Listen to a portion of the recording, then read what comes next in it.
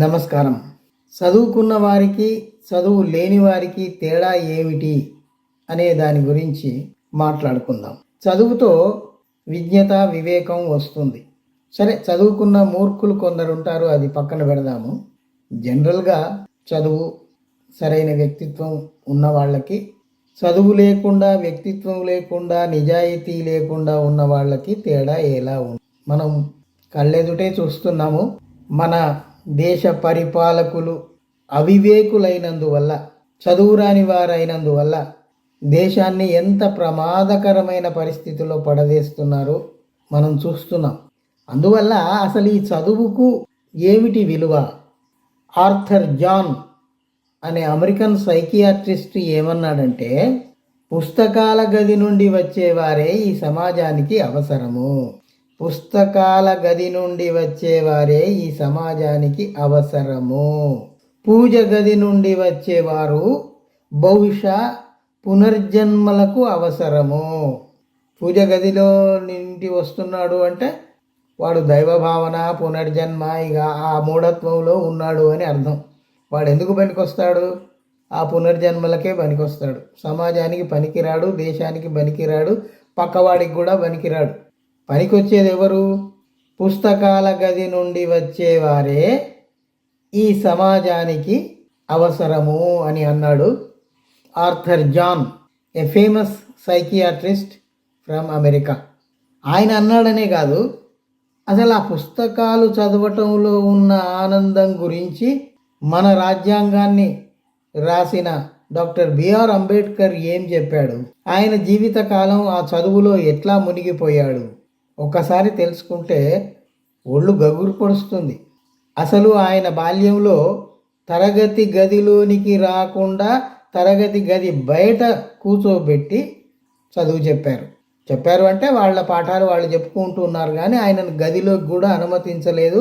అందువల్ల ఆయనను గది బయటే కూర్చోవాల్సి వచ్చింది. నీళ్లు తాగడానికి లేదు, ఎందుకంటే ఆ కుండ ముట్టుకుంటే వేరే వాళ్ళు తాగరు, దళితుడని. ఒకసారి మాస్టారు ఆ బోర్డు మీద లెక్క చేసి చూపెట్టమంటే అంబేద్కర్ తయారయ్యాడు చేయడానికి. అప్పుడు అందరూ లేచి గగ్గోలు చేశారు, ఎందుకంటే ఆ బ్లాక్ బోర్డు వెనకాల వాళ్ళ చదిమూటలు ఉన్నాయి, టిఫిన్ డబ్బాలు, అవన్నీ అశుద్ధమైపోతాయి, అపవిత్రమైపోతాయి అని. సో అంతటి నిరాదరణకు గురవుతూ కూడా సంఘర్షిస్తూ ఇన్ని వేల పుస్తకాలు చదివి అసలు ఎవరూ సాధించనన్ని డిగ్రీలు తీసుకొని ప్రపంచంలో ఒక విజ్ఞాన ఖనిగా, జ్ఞానానికి ఒక సంకేతంగా నిలబడ్డాడు కదా మన ఆధునిక కాలంలో. మరి ఆ విషయాలు మనం ఎందుకు చెప్పుకోము? అక్కడ కొలంబియా యూనివర్సిటీలోనేమో ఆయన చదువుకున్న చోట అంబేద్కర్ విగ్రహం పెడతారు. ఎందుకు పెడతారు?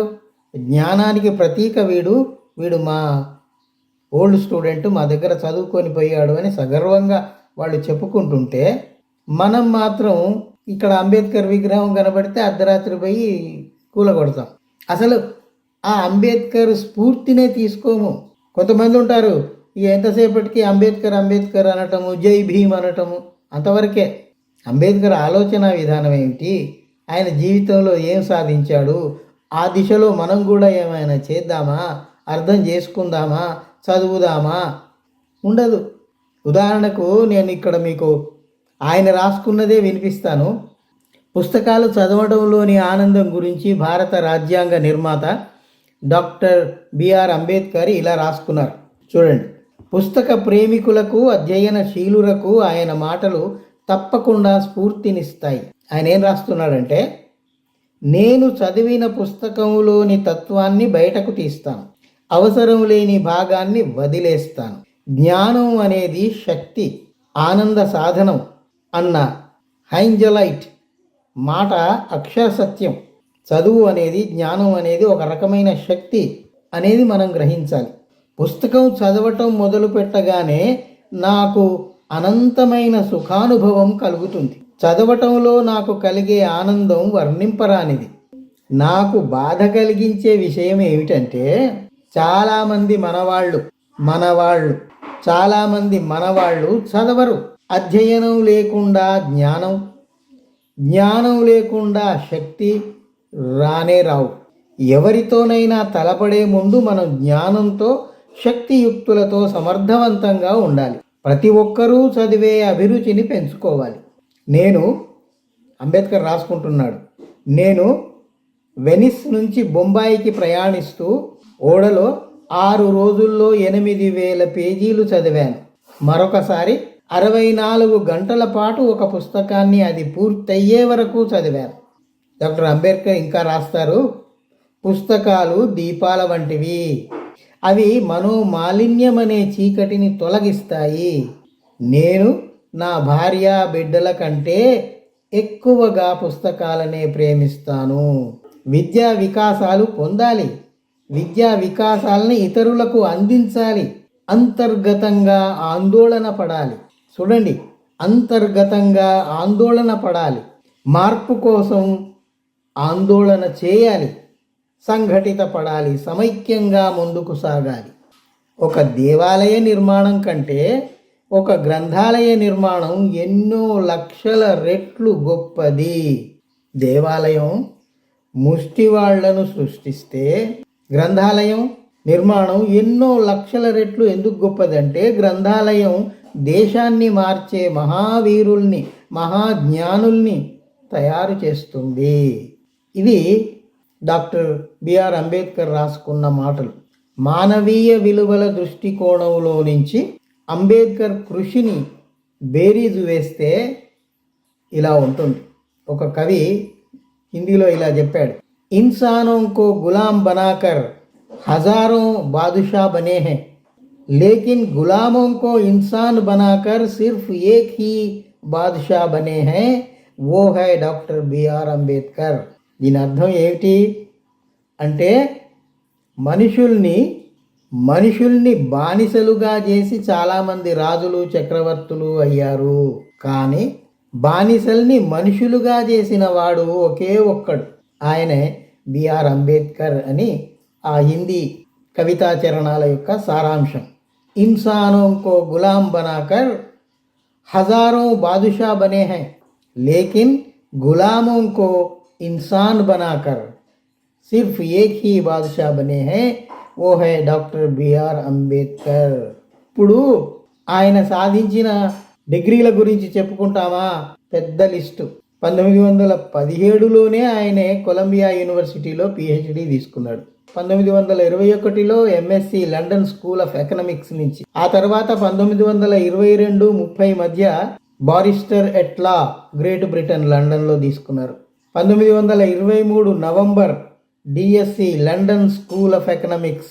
1952 గౌరవ డాక్టరేట్ ఎల్ఎల్డి మళ్ళీ అదే కొలంబియా యూనివర్సిటీలో నుండి తీసుకున్నాడు. ఆ పూర్వ విద్యార్థి యొక్క గౌరవాన్ని ఇనుమడింపజేస్తూ అంబేద్కర్ పూర్వ విద్యార్థి, అక్కడ చదువుకున్నవాడు, ఆయనను మళ్ళీ పిలిచి ఆయనకు గౌరవ డాక్టరేట్ ఇచ్చింది 1953లో 12 జనవరి డీలిట్ ఇచ్చింది. అట్లాగే మన హైదరాబాదులోని ఉస్మానియా యూనివర్సిటీ కూడా డాక్టర్ బిఆర్ అంబేద్కర్కు గౌరవ డాక్టరేట్ ఇచ్చింది. గౌరవ డాక్టరేట్లు ఇంకా చాలా ఇచ్చాయి. ఇక్కడ చెప్పుకోవాల్సింది ఏమిటంటే అంటరానివాడు, శూద్రుడు, దళితుడు అని నానా హింసలకు గురి చేసిన వాడు వాటన్నిటినీ పక్కకు నెట్టి తన జ్ఞాన సంపదను పెంచుకొని దేశంలో అత్యున్నతమైన స్థాయికి చేరి ప్రపంచంలోని రాజ్యాంగాలన్నింటినీ పఠించి అధ్యయనం చేసి అందులోని సారాంశాన్ని తీసుకొని మంచి విషయాలన్నింటినీ తీసుకొని మనకు భారత రాజ్యాంగాన్ని ఆయన రూపకల్పన చేశాడే, ఆ విషయం మనస్ఫూర్తిగా ఎందుకు చెప్పుకోరు? ఆయన ఎంత విద్యను ఆర్జించాడో దాన్ని స్ఫూర్తిగా తీసుకొని మన వాళ్ళంతా ఎందుకు ముందుకు రారు? అంబేద్కర్ అంబేద్కర్ అని నినాదాలు కాదు, అంబేద్కర్ సాధించిన దాంట్లో మనం 100వ వంతన్నా సాధిస్తున్నామా? ఆయన జీవిత కాలంలో ఒకటి చెప్పాడు, ఈ హిందూ మతంలో పుట్టాను కానీ నేను హిందూ మతంలో చావను అని. చివరి దశలో బౌద్ధం స్వీకరించాడు. ఎందుకు స్వీకరించాడు? దాని పూర్వాపరాలు తెలుసుకోవాలి కదా. అందుకు అనుగుణంగా మన వాళ్ళు కూడా అనుసరించాలి కదా. ఆ జీవన విధానాన్ని అనుసరిస్తూ ముందుకు సాగాలి కదా. ఈ విషయాలన్నీ ఎందుకు చెప్తున్నానంటే ఇప్పుడు పరిపాలనలో అధికారంలో ఉన్న వాళ్లకు ఈ డిగ్రీలలో ఇసుమంతైనా ఉందా? ఎవరికైనా 6వ తరగతి డ్రాప్ అవుట్ను పట్టుకొచ్చి మీరు ప్రధానిగా కూర్చోబెడతారు. చదువు సంధ్య లేని వాడిని ఒక రాష్ట్రానికి సీఎం చేస్తారు. ఏంటిది? వాళ్ళ డిగ్రీలు అడిగితే తడబడతారు. ఓసారి BA అంటారు, ఓసారి BCom అంటారు. ఒక్కదానికి సర్టిఫికెట్ ఉండదు, లెక్కపత్రం ఉండదు. ఎందుకు అన్ని అబద్ధాలతో బతకటం? దేశాన్ని ఎటు తీసుకుపోతున్నారు? ఈ చదువు అనేది ఎందుకు ముఖ్యం అని నేను చెప్తున్నానంటే, వాళ్ళు తీసుకున్న నిర్ణయాలన్నీ దుర్మార్గంగా ఎందుకున్నాయి అంటే, ఇందుకే వాళ్ళకు చదువు లేదు, విజ్ఞత లేదు, జ్ఞానం లేదు. అందుకే మతాన్ని పట్టుకున్నారు. జై శ్రీరామ్ అనండి, కరోనా పోవాలంటే పళ్ళాలు కొట్టండి, దీపాలు వెలిగించండి, అవి చెప్పాల్సినవి. ప్రాజెక్టులేవి, నిరుద్యోగం ఏది తీర్చింది ఎక్కడ ఉంది? ప్రపంచంలో భారతదేశం స్థాయి ఎంత అట్టడుగున పోయింది. 80 కోట్ల మందికి మేము బియ్యం పంపిణీ చేస్తున్నామని చెప్తున్నారే, అంటే అంత దరిద్రంలో ఉంది దేశం అనేది మీరే ఒప్పుకుంటున్నారు కదా. మీరు బియ్యం పంపిణీ చేస్తున్నారు అంటే హంగర్ ఇండెక్స్లో దేశం అట్టడుగున ఉంది, అందువల్ల మీరు ఇస్తున్నారు.